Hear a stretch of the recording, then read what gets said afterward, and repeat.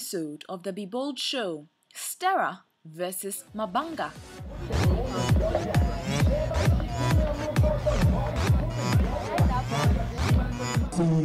Then we mingle at Indie Fuse. To the limelight. Guess who I just found? Fate Metal!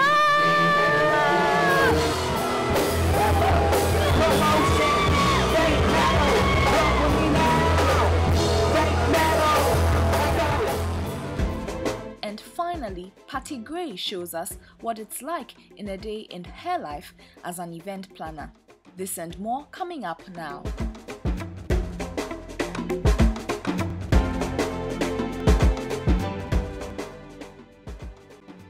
Welcome to the Be Bold Show. I hope you are excited for another inspiring episode. Because I definitely know that we are. Now, first of all, Crystal, very quickly, what do you feel about street festivals? I love them. It's just so much culture, so much tradition, so much color, and in Ghana, that's all we're about. But constantly. do you feel there are enough street festivals in Ghana? Well, here and there. I've come across a couple. Yeah? Yeah. Well, today we're going to be looking at ACCRA.out, who do street festivals right here in Ghana. So let's have a look. Are you feeling? Make some noise!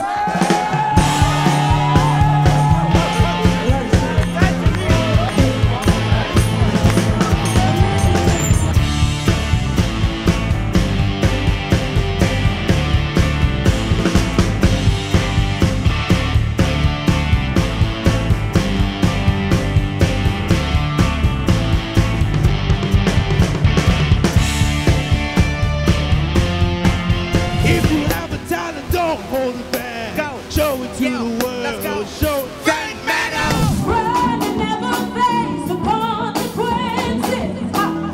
You can run and possibly for your offenses.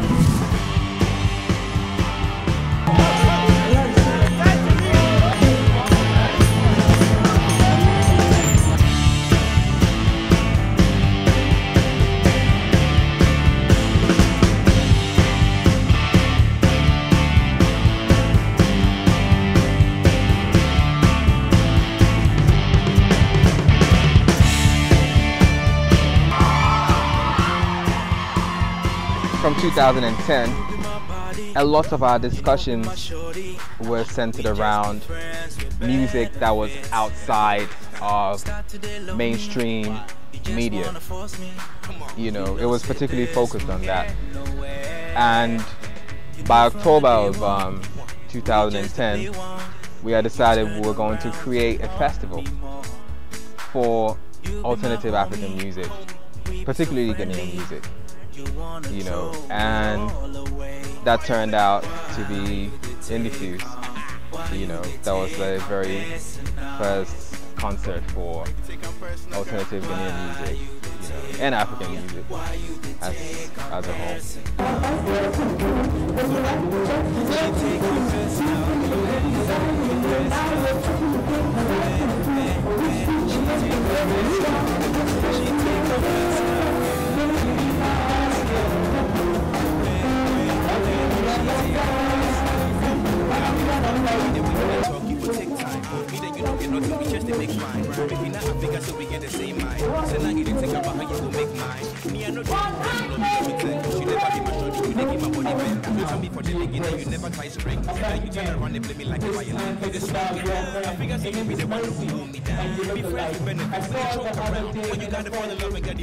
There's no platform that really exists outside of radio and television.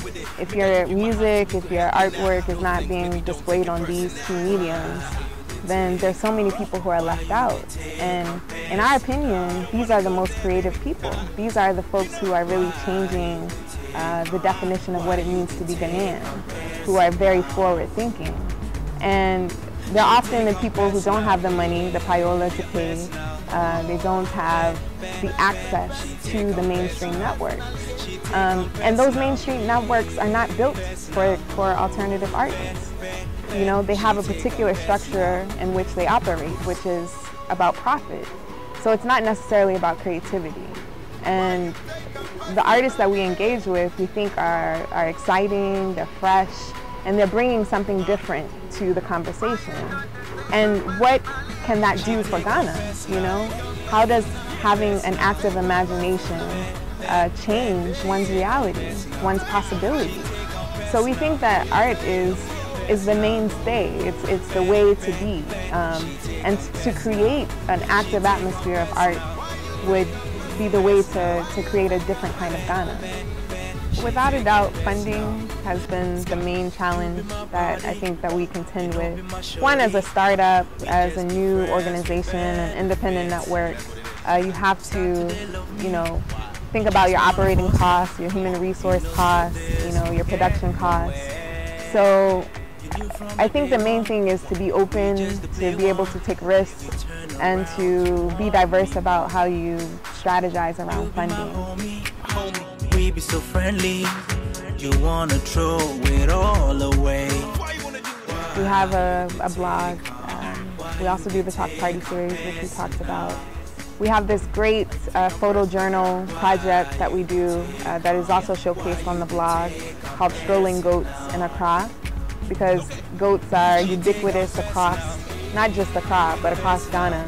And they have an ownership of the city that we think is cool and funky and exciting.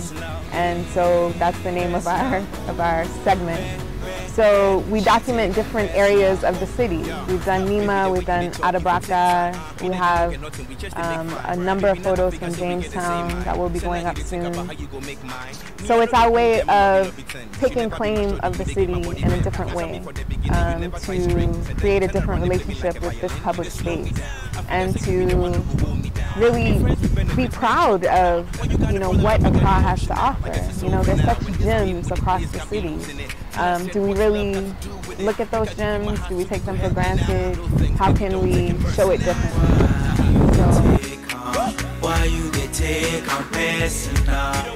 I don't think we're ever going to get there.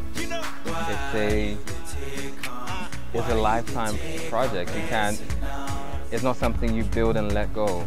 It's something that needs to be built, and it needs to exist outside of the organization.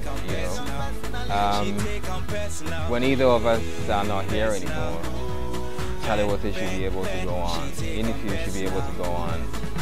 Everything that we're doing should be able to continue. So we're investing a lot in training people, passing on knowledge and having people start their own projects.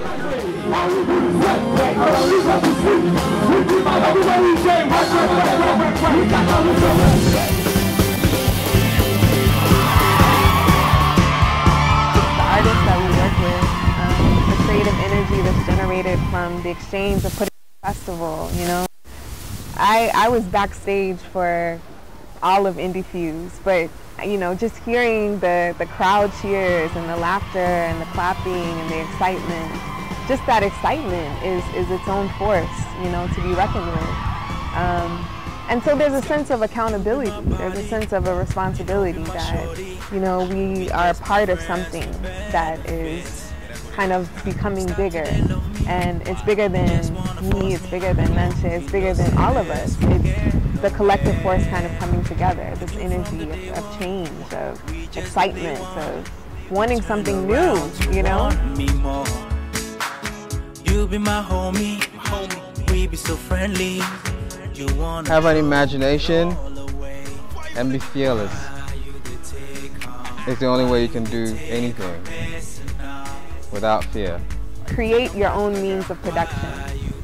That's the best way to go about it. However you can make that thing happen and self-sustain it, that's the best way. Yeah, man. Do you know that we went to the very first Charlie Water Festival? That was the first one? Yeah. Oh, I thought it'd been like a couple. No, but that was so exciting. I mean, I saw so many different things that people were doing. Definitely. The blue machine guys. Do you remember that? That was the second one. That was the second one we went to. Okay, yes. That one, the blue machine. So we've been to a couple, actually. So they're really doing great stuff. I'm really excited by what they're doing. Yeah.